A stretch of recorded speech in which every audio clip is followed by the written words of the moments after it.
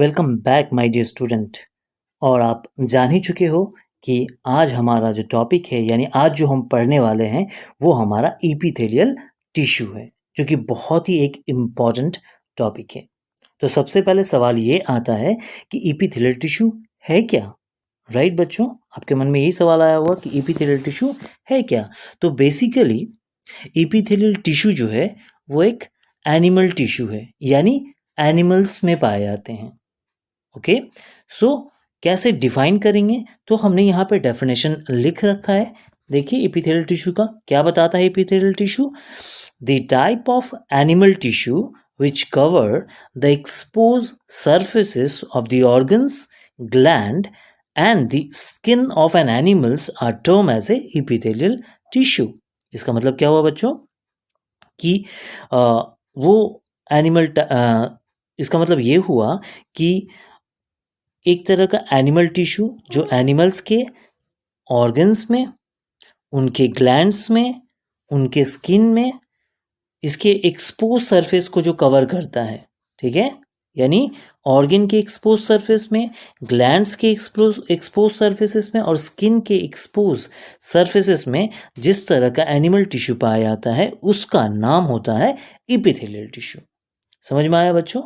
जैसे कि आप देख रहे हो यहाँ पे दो ऑर्गन आपको दिख रहे हैं। First one is stomach and other one is a small intestine. So इसका जो अगर हम एक्सपोज सरफेस की बात करते हैं तो ये जो पार्ट दिख रहा है आपको, that is the expose surface. इसको हम एक्सपोज सरफेस कहेंगे।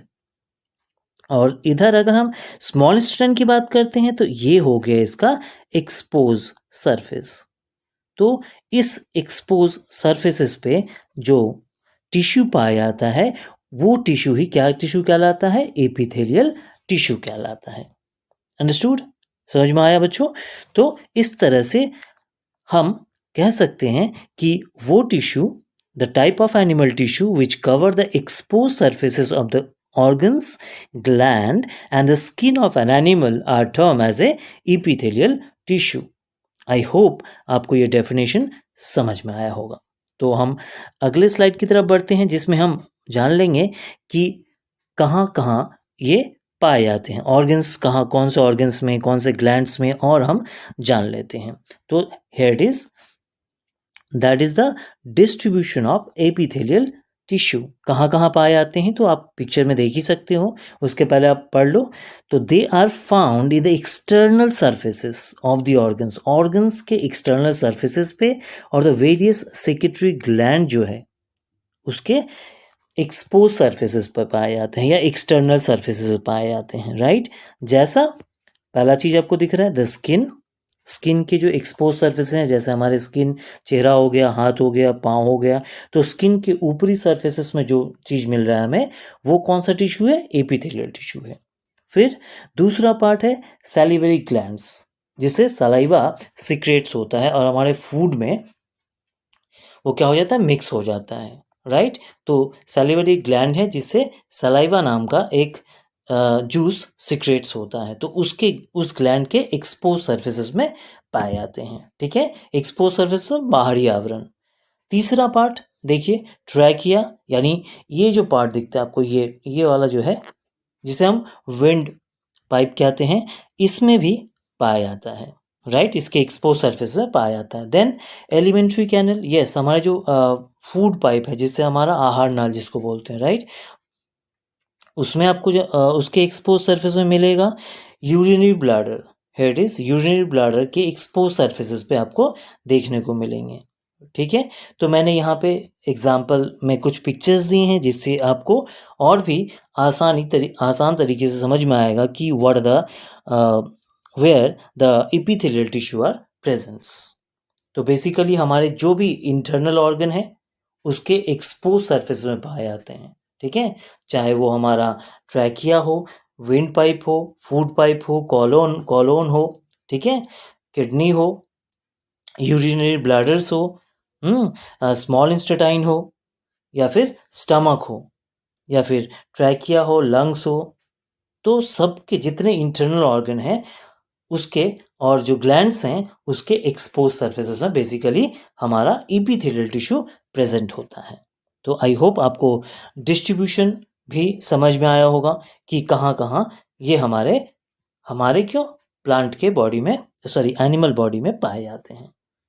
I hope that is the distribution and the definition that I make you understood, you will be understood, right? So we will move to the next topic, that is the structure of epithelial tissue, यानी किस तरह से epithelial tissue आपस में बने होते हैं। तो ये देखिए, पहला चीज आपको बताया जाता है कि कैसा स्ट्रक्चर है। तो first, the structure of epithelial tissue says that the cell of epithelial tissue are firmly coherent. How? They are connected firmly coherent. That means stick together, मतलब आपस में एकदम चिपके रहते हैं। आप इस पिक्चर को देखो, ठीक है, इसके जो सेल्स आपको दिख रहे हैं, ठीक है, ये जो इपीथेलियम मैंने लिख के रखा है, देखिए ये इपीथेलियम, यानी ये वाला जो पार्ट दिख रहा है आपको, ये देखिए चिपका हुआ है, एकदम एक दूसरे से चिपका हुआ है, लाइक दैट। तो और इस तरह से चिपके रहते हैं कि इनके बीच विदाउट एनी मटेरियल, इनके बीच देखिए आपको कोई मटेरियल नहीं मिलेगा और ना ही कोई इंट्रासेलुलर स्पेसेस मिलेंगे। तो पहला स्ट्रक्चर समझ में आया कि the cell of epithelial tissue, यानी एपिथेलियल टिश्यू में जो सेल्स होते हैं वो स्टिक टुगेदर होते हैं और उनके बीच ना ही कोई मटेरियल और ना ही कोई इंटरसेलुलर स्पेस पाया जाता है। ओके, सो दूसरा स्ट्रक्चर में बताया जाता है कि one surfaces of the epithelial cells are generally free and the other surfaces lie on the basement membrane made up of connective tissue. इसका मतलब क्या हुआ बच्चों, जैसा कि आप देख रहे हो, that is the basement membrane, I have written here. तो ये जो दिख रहा है ये वाला, that is the basement membrane. Okay, तो एक माने सेल का, जो एपिथेलियल सेल्स हैं, इसका एक सिरा इस मेम्ब्रेन से जुड़ा है और दूसरा सिरा देखिए ओपन है, दूसरा सिरा किसी से जुड़ा नहीं है। तो यही बात बताया गया है कि one surfaces of the epithelial cells are generally free, okay, and the other surfaces is lie on the basement membrane. ठीक है, जो बेसमेंट मेम्ब्रेन किससे बना हुआ है, that is the made up of connective tissue. समझ में आया? तो that is the two main points of the structure of epithelial tissue, right? तो आई होप ये दो स्ट्रक्चर आपको समझ में आए होंगे। तो हम आगे बढ़ते हैं और भी स्ट्रक्चर के बारे में जान लेते हैं। तो कुछ और स्ट्रक्चर के बारे में जान लेते हैं। एज यू सी, द क्या स्ट्रक्चर में बताया गया है, the basement between the basement membrane and the epithelial layer, right? यानी एपिथेलियल लेयर और बेसमेंट मेम्ब्रेन के बीच जो लेयर पाया जाता है उसे हम माल्पीजियन लेयर या फिर जर्मिनेटिवम के नाम से जानते हैं। क्या कहा मैंने, ठीक से समझ लेते हैं कि अगर ये ब्लैक वाला आपको दिख रहा है, क्या ये आपका बेसमेंट मेम्ब्रेन है और ये जो है ये क्या है, ये हमारा एपिथेलियल सेल्स है। तो एपिथेलियल सेल्स और मेम्ब्रेन के बीच एक और लेयर होता है, राइट? तो उस लेयर को हम माल्पीजियन लेयर के नाम से जानते हैं। समझ में आया? चलिए, तो आगे बढ़ते हैं। इच सेल बियर और एन ओवल और round nucleus at its base. तो आप अगर अच्छी तरह देखोगे तो आपको पता चलेगा ये जो सेल्स हैं, these are the cells, right? ये जो दिख रहा है सारे सेल्स हैं, ये देखिए इस तरह से कनेक्टेड है। यहाँ भी आप देखो ये कनेक्टेड है इस तरह से, राइट? तो इच सेल, हर सेल के अंदर क्या होता है, एक कैसा न्यूक्लियस पाया जाता है, एक न्यूक्लियस पाया जाता है जो कि ओवल और राउंड शेप में होता है। सिंपल, ठीक है, हर सेल के अंदर एक न्यूक्लियस पाया जाता है, राइट?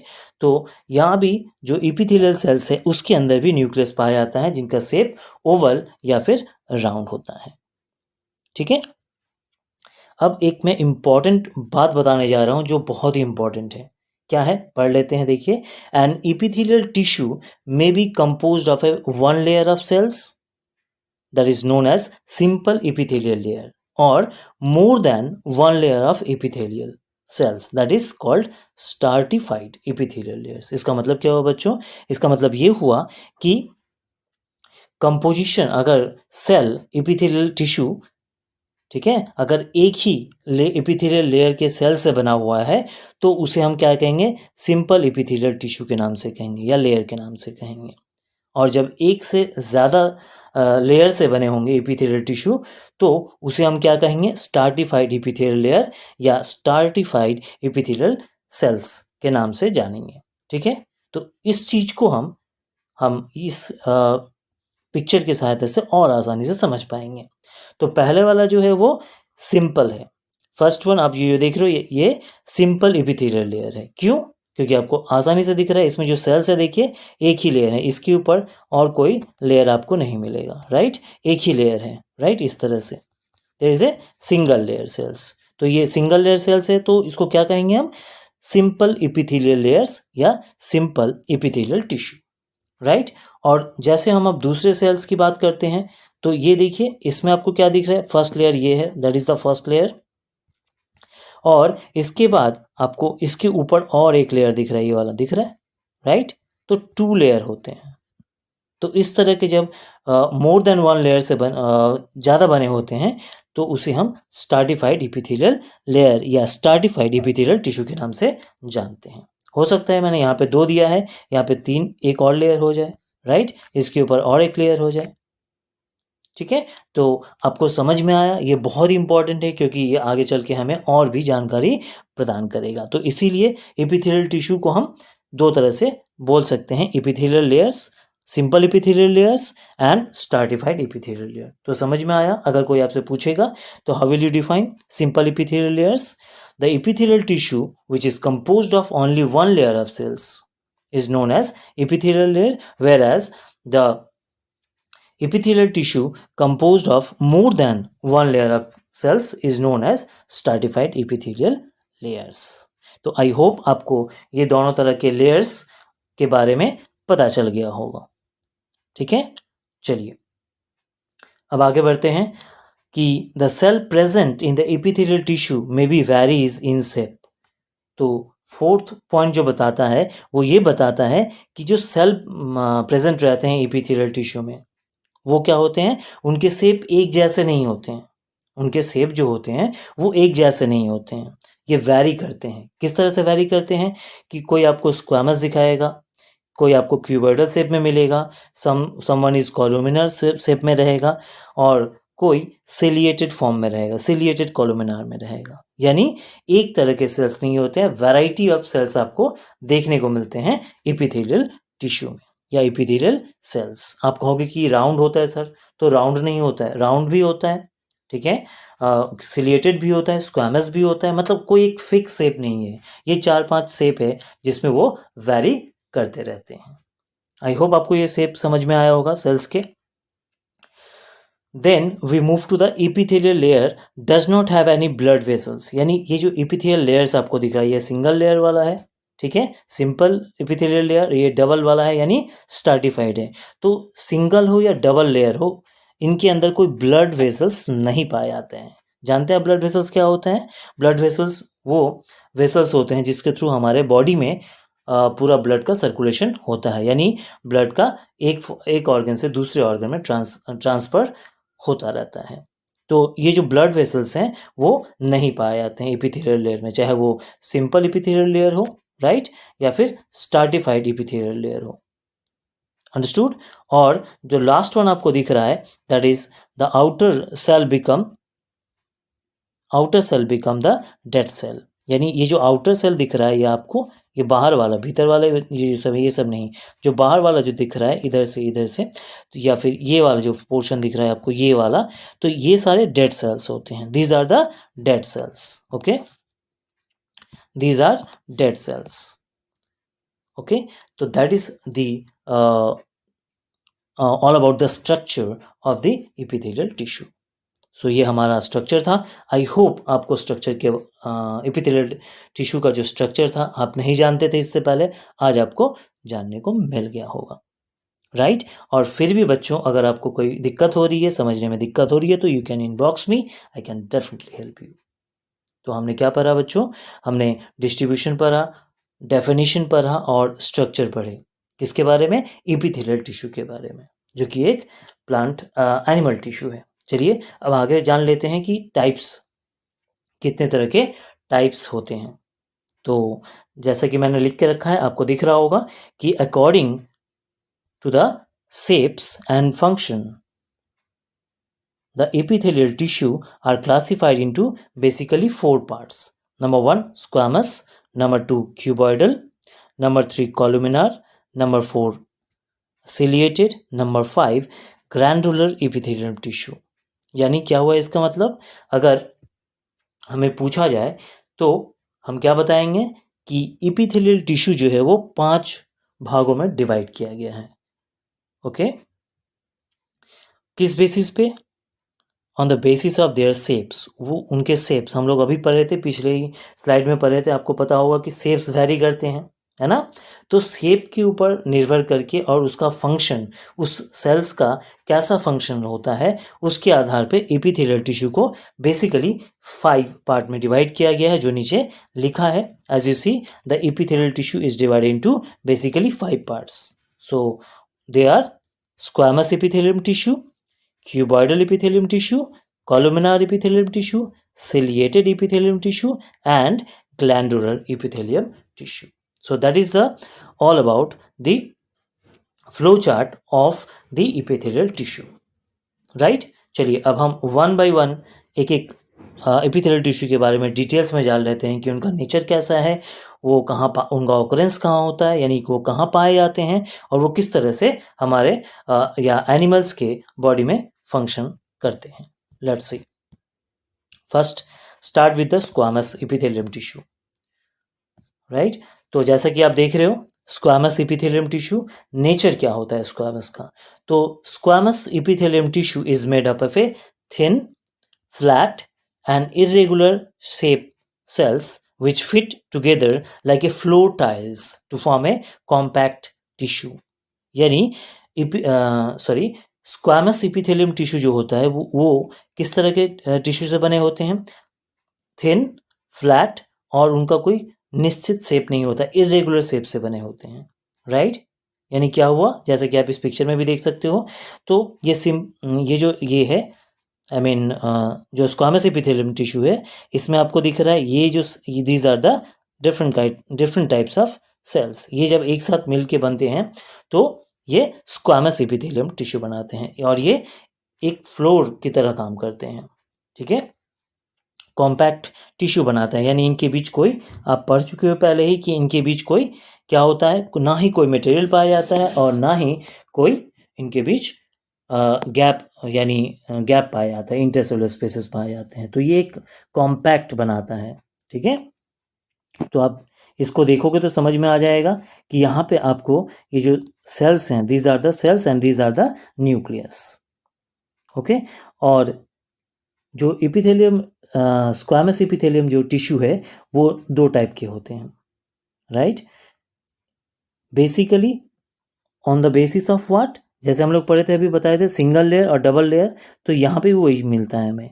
जब सिंगल लेयर होते हैं तो उसे हम सिंपल स्क्वामस एपिथेलियम कहते हैं, और जब वो एक से ज़्यादा लेयर में होता है, यहाँ पे देखिए आपको बहुत सारे लेयर दिखेंगे. फर्स्ट लेयर ये है, सेकेंड लेयर ये है, थर्ड लेयर ये है, और फोर्थ लेयर ऊपर वाला पोर्शन दिख रहा है आपको.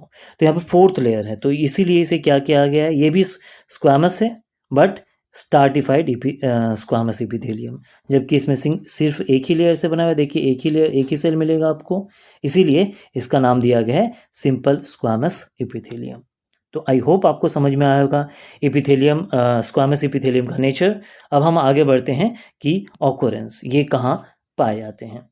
तो जैसा कि आप देख रहे हो बच्चों, यस, ये हमारे कैविटीज़ के लाइनिंग में पाए जाते हैं. कैविटीज़ मतलब हमारे मुंह में, राइट, माउथ में, नोज, एल्वियोली, एसोफेगस, पेरिकार्डियम, ये हमारे कैविटीज़ हैं. जैसे ये हमारा माउथ है, राइट, तो माउथ के इनर लाइनिंग में आपको ये जो मिलेगा, कौन सा मिलेगा, ये टिश्यू आपको मिलेगा. ठीक है, फिर ये जो टंग है, टंग के ऊपरी सरफेस से ये आपको देखने को मिलेंगे. ओके, और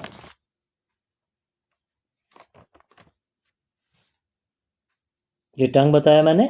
ठीक है, टंग की ऊपरी सरफेस में मिलेगा ओवेली, ओसोफेगस, पेरिकार्डियम. पेरिकार्डियम मतलब ये जो पार्ट होता है, बाहरी आवरण.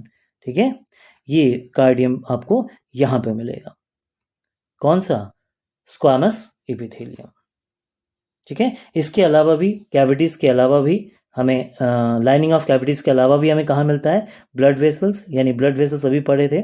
ठीक है, and covering of the tongue बता चुका हूँ, और स्किन, या यस, ये हमारा नोज़ हो गया, नोज़ कैविटी में ये जो हमारा स्किन होता है, यस बच्चों, हमारे स्किन के ऊपर, हमारे मुंह के अंदर, हमारे जीभ के ऊपर, ठीक है, या हमारे नोज़ के ऊपर, या जो कैविटीज़ पाए जाते हैं उसके जो इनर लाइनिंग होता है या इनर सरफेस जो होता है, वहाँ पे हमें देखने को मिलता है किस तरह के स्क्वामस एपिथेलियम टिश्यू देखने को मिलते हैं। तो आई होप आपको अब आसान लग रहा होगा, समझ में आ रहा होगा कि स्क्वामस एपिथेलियम टिश्यू कहाँ पाया जाता है, राइट। चलिए अब हम इसका फंक्शन देख लेते हैं। तो इसका काम क्या होगा, what is the function of epithelial tissue. तो जैसा कि आप देख रहे हो, इसका जो फंक्शन होता है वो प्रोटेक्शन होता है, क्योंकि ये आउटर सरफेस में पाया जाता है। तो बेसिकली ये क्या करता है, देखिए, first thing, the epithelium tissue protect the underlying parts of the body. Body के अंडरलाइंग जो हैं उसे हम उसे मैकेनिकल इंजरी से प्रोटेक्ट करता है, किसी जर्म्स की एंट्री या फिर केमिकल्स, या फिर जर्म हो या फिर केमिकल हो या कोई हार्मफुल सब्सटेंसेस हो, उसको जाने से रोकता है, और साथ ही साथ उसे ड्राइंग मतलब सूखने से रोकता है। ठीक है, तो that is the main function, यानी इपिथेलियम का मेन फंक्शन क्या हो गया कि जो पार्ट हम लोग पढ़े थे, ठीक है, उस पार्ट को ये क्या करता है, प्रोटेक्शन देता है किसी मैकेनिकल इंजरी से, किसी जर्म से, या फिर किसी अनवांटेड केमिकल से, और साथ ही साथ उसे ड्राइंग होने से भी रोकता है। सेकेंड फंक्शन जो है एपिथेलियम टिश्यू का, वो बताता है it also forms a selective permeable membrane.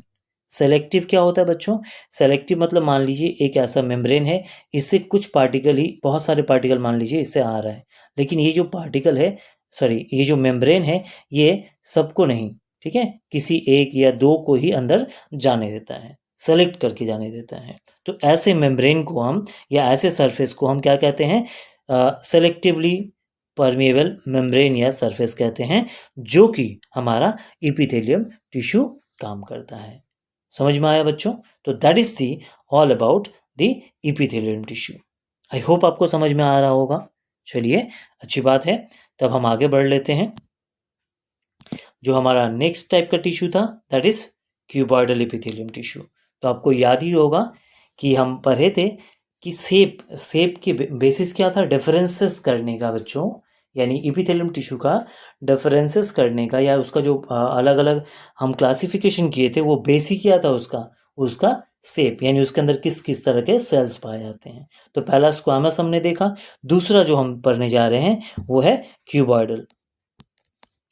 तो क्यूबॉइडल मीन्स क्यूब शेप, आपको ये दिख रहा होगा, देखिए, ठीक है, दोनों में ही क्यूब शेप मिल रहा है आपको, यानी ऐसे सेल्स जो क्यूब लाइक सेल से बने होते हैं, ठीक है, उसे हम क्यूबॉइडल एपिथेलियम टिश्यू कहते हैं, राइट। और यहाँ पे मैंने दो पिक्चर लगाया है क्यूबॉइडल का, तो इससे आपको देख के भी अंदाज़ा लगा सकते हैं कि पहला वाला जो है, the first one, that is the first one and that is the second one. तो फर्स्ट जो पिक्चर आपको दिख रहा है वो क्या है, ये भी सिंपल क्यूबॉइडल एपिथेलियम है, फर्स्ट वन। और जबकि दूसरा वाला जो आपको दिख रहा है, ये वाला, ये है स्टार्टिफाइड क्यूबॉइडल एपिथेलियम। क्यों आपको समझ में आ रहा होगा, क्योंकि पहले वाले पिक्चर में आप देखो, सारा मैं इरेज कर देता हूँ, आपको क्लियर होगा। ये जो फर्स्ट वाला पिक्चर है, इसमें देखो एक ही लेयर आपको मिलेंगे, राइट, और इसमें आपको देखिए दो लेयर मिल रहे हैं। तो इसी तरह से मैंने पहले ही बता चुका हूँ कि ये बहुत इंपॉर्टेंट है, तो बार बार ये आपको बार बार आएगा।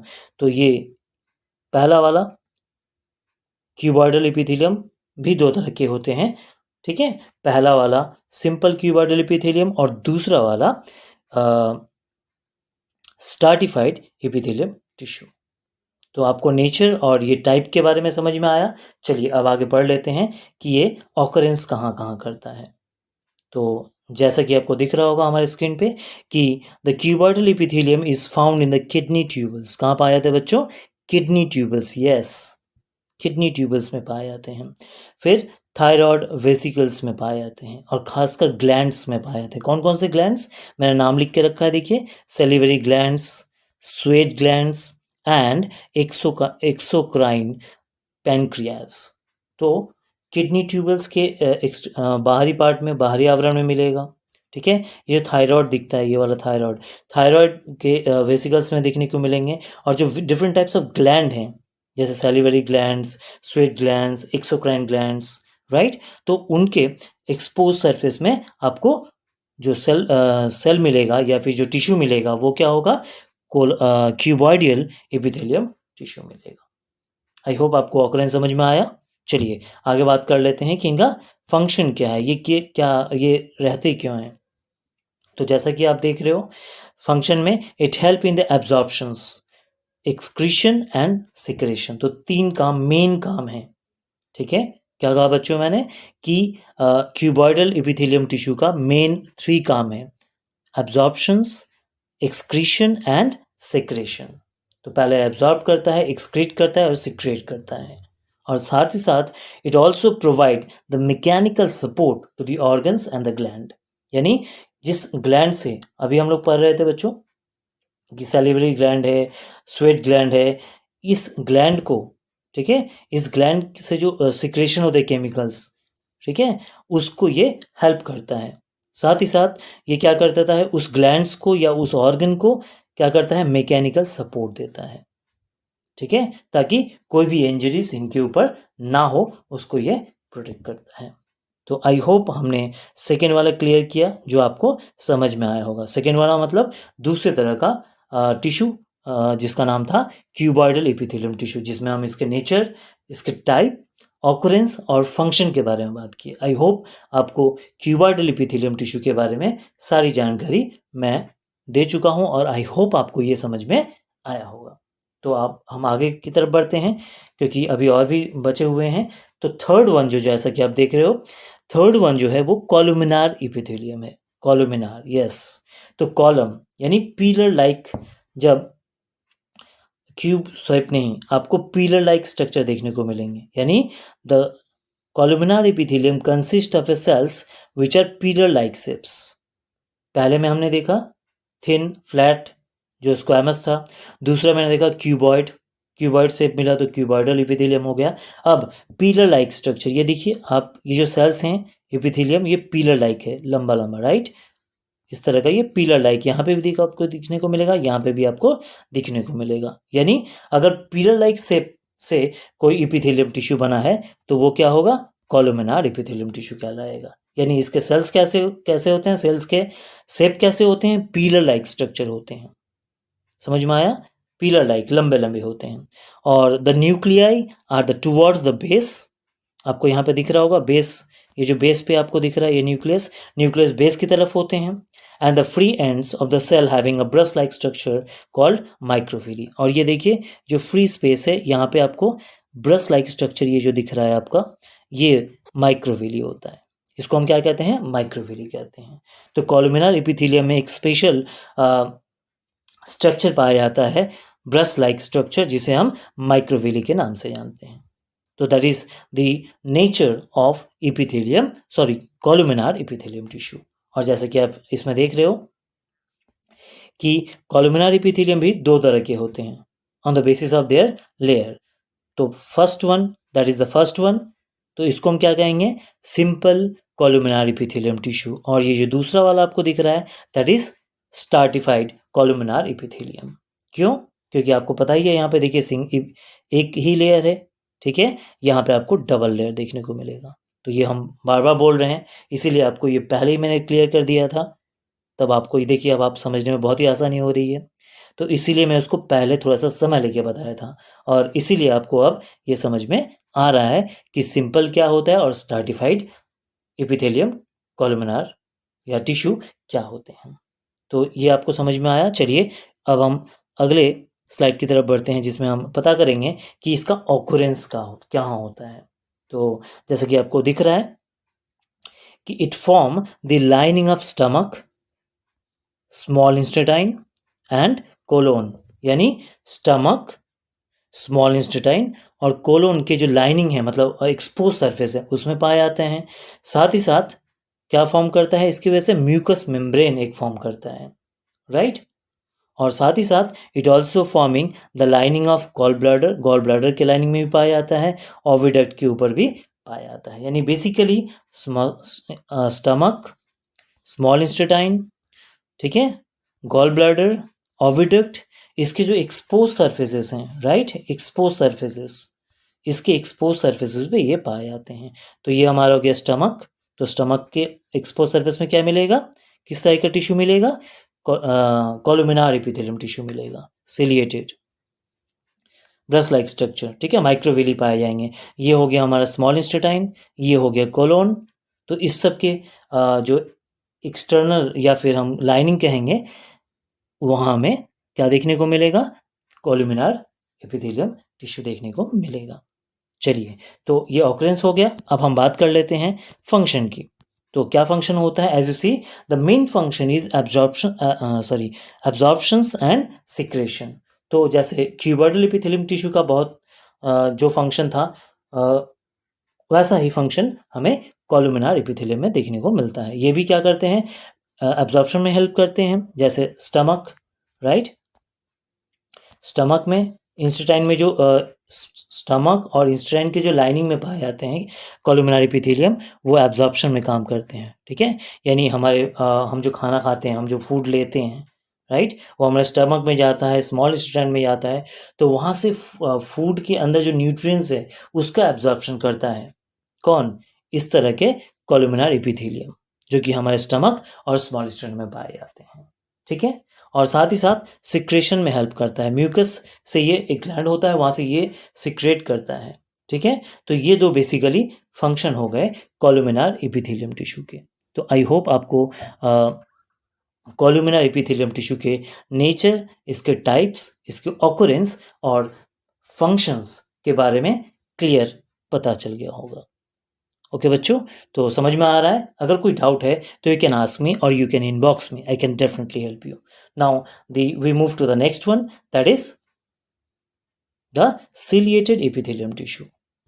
तो सर कोलुमिनार और सिलिएटेड में क्या अंतर होता है, राइट, कोलुमिनार और सिलिएटेड दोनों एक ही जैसे होते हैं, लेकिन अंतर क्या होता है, अंतर होता है सीलिया की तरफ से, राइट, यानी ये जो सीलिया होता है, एक में हमने पढ़ा था, अभी क्या पढ़ा था, ब्रश लाइक स्ट्रक्चर जिसे माइक्रोविली होता है, ठीक है।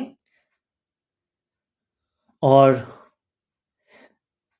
सिलिएटेड एपिथेलियम में क्या देखने को मिलता है हमें, सिलिएटेड एपिथेलियम में हमें सीलिया देखने को मिलता है, ठीक है। तो देखिए मैं बता देता हूँ, समझ में आया, एक बात एक ही है।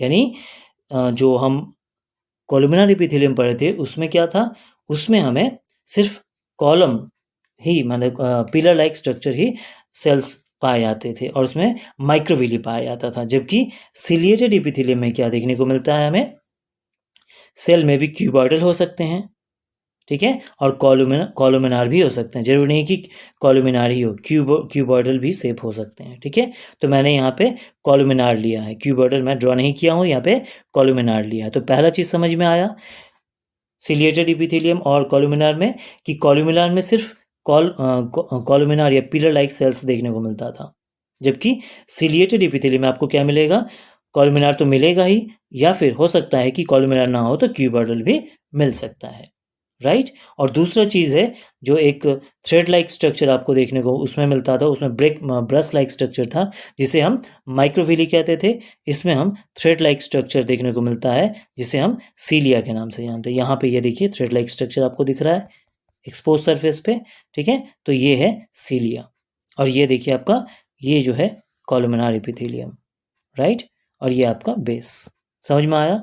तो that is the basic differences between ciliated epithelium tissue and the columnar epithelium tissue, and that is the also nature of the ciliated epithelium tissue. तो ये आपको समझ में आया। चलिए अब हम नेचर की बात, नेचर हो गया, अब हम ऑकरेंस की बात कर लेते हैं। तो कहाँ पाए जाते हैं सिलिएटेड क्यूबॉइडल एपिथेलियम टिश्यू, तो basically ciliated cuboidal epithelium tissue is found in the sperm duct and the ciliated columnar epithelium lines the trachea, okay, the trachea, bronchi, kidney tubules, lungs and oviducts, that is fallopian tubes। यानी आपको दो तरह के मैंने बता दिया है कि एक सिलिएटेड मिल रहा है आपको क्यूबॉइडल एपिथेलियम टिश्यू, राइट, और एक कॉलुमिनार एपिथेलियम टिश्यू मिल जाता है। तो दो तरह के आपको देखने को मिलते हैं, ठीक है। यानी what are the different type of ciliated epithelial tissue? तो बेसिकली दो तरह से बने होते हैं। तो एक क्यूब जब शेप मिलेगा तो आपको उसको आप क्या बोलोगे? सिलिएटेड। जैसे मान लो आपको ये क्यूब शेप मिल रहा है, राइट, ये आपको क्यूब शेप स्ट्रक्चर मिल रहा है, क्यूब शेप, और इसके ऊपर सीलिया पाया जाता है। तो ये क्या हो गया? ये हो जाएगा सिलिएटेड क्यूबॉइडल एपिथेलियम। और जब आपको पिलर लाइक स्ट्रक्चर ऐसा मिलेगा और इसके ऊपर सीलिया मिलेगा तो इसको आप क्या कहोगे? इसको आप सिलिएटेड क्यूबॉइडल एपिथेलियम नहीं कह सकोगे, इसको आप कहोगे, चूंकि इसके अंदर कॉलुमिनार एपिथेलियम है तो इसीलिए हम कहेंगे सिलिएटेड कॉलुमिनार एपिथेलियम। तो हमने क्या देखा ऑन द स्ट्रक्चर, यानी सिलिएटेड एपिथेलियम टिश्यू भी दो तरह के होते हैं। अगर क्यूबॉइडल है तो सिलिएटेड क्यूबॉइडल एपिथेलियम कहलाएगा, और अगर कॉलुमिनार एपिथेलियम है तो वो सिलिएटेड कॉलुमिनार एपिथेलियम कहलाएगा, ठीक है। बट इनका ये पाए भी अलग अलग जाते हैं। सिलिएटेड क्यूबॉइडल एपिथेलियम जो है वो कहाँ पाए जाते हैं? स्पर्म डक्ट में पाए जाते हैं। और जो सिलिएटेड कॉलुमिनार एपिथेलियम है वो कहाँ पाए जाते हैं? ट्रैकिया, यानी ये जो हमारा फूड पाइप होता है, ठीक है, सॉरी विंड पाइप, राइट, और ब्रोंकाइली यानी ये लंग्स जो हैं, ठीक है, ये वाले पार्ट सब में पाए जाते हैं। फिर किडनीज में पाए जाते हैं, ये देखिए आपका किडनी, तो किडनी के लाइनिंग में पाए जाएंगे, ठीक है। किडनी ट्यूबल्स में पाए जाएंगे, ये किडनी ट्यूबल्स हो गए। फिर ऑविडक्ट और फैल्पिजियन ट्यूब्स इस समय में आपको देखने को मिलेंगे।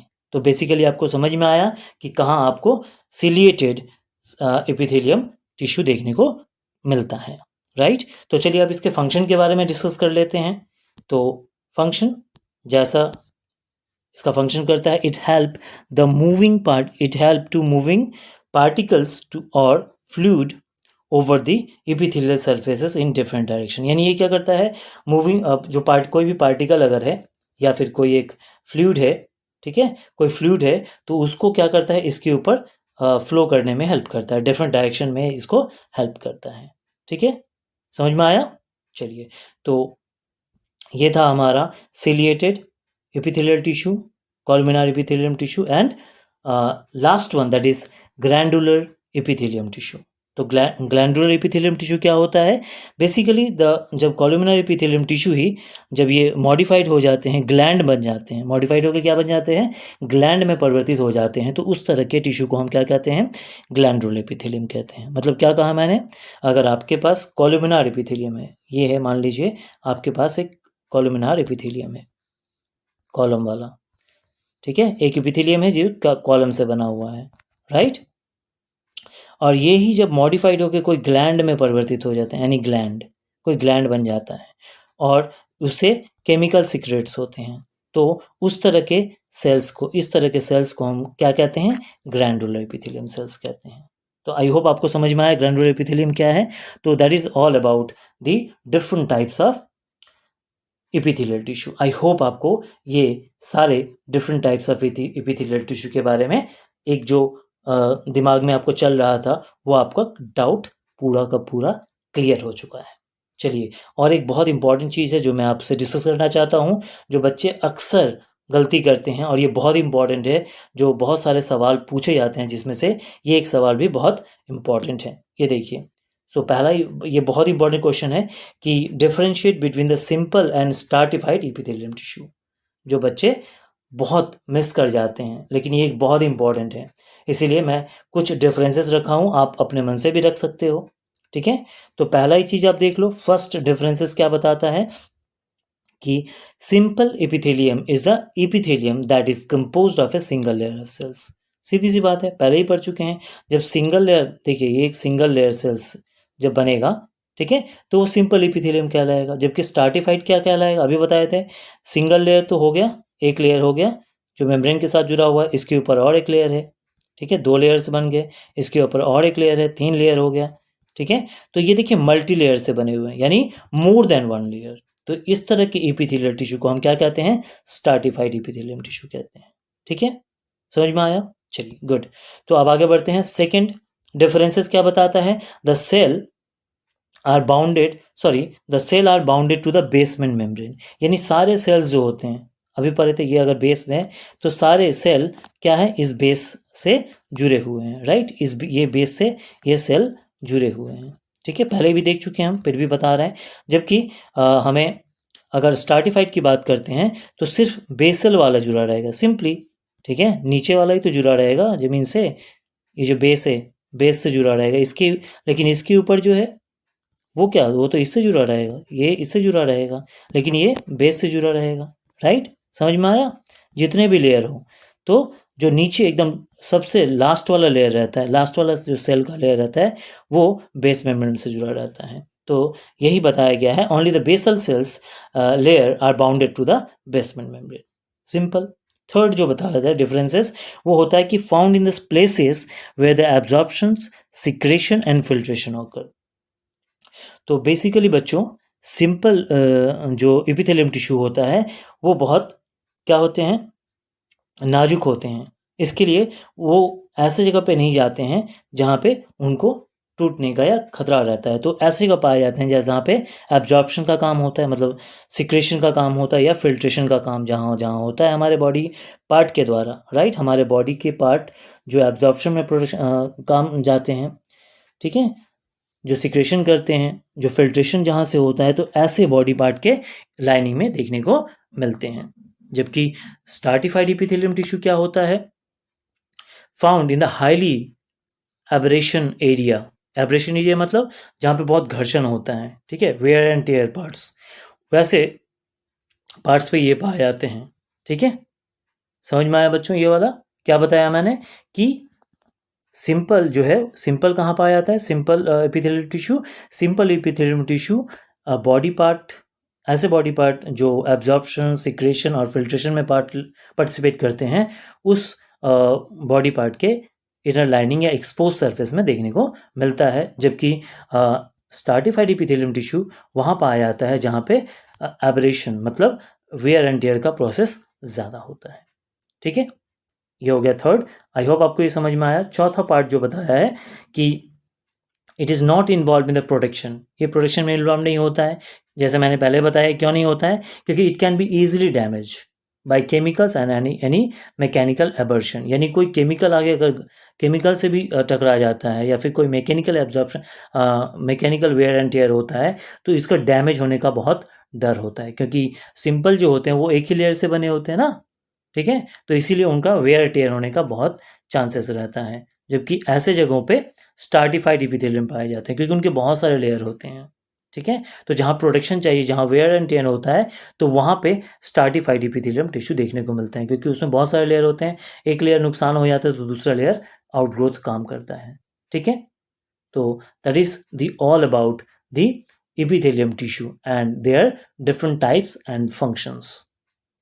तो बच्चों आई होप आपको ये सारी चीज़ समझ में आया होंगे, जो चीज़ आप इसके पहले वीडियो देखने से पहले आपको नहीं मालूम था, आज वो सारी चीज़, सारी जानकारी आपको मिल गई होगी, राइट। तो हमारा नेक्स्ट वीडियो जो आएगा वो हमारा दूसरे टाइप का एनिमल टिश्यू आएगा। आई होप आप उसको भी इस तरह से वॉच करोगे और अच्छी तरह वॉच करोगे। तो तब तक के लिए बाय, मिलते हैं अगले वीडियो में। Thank you.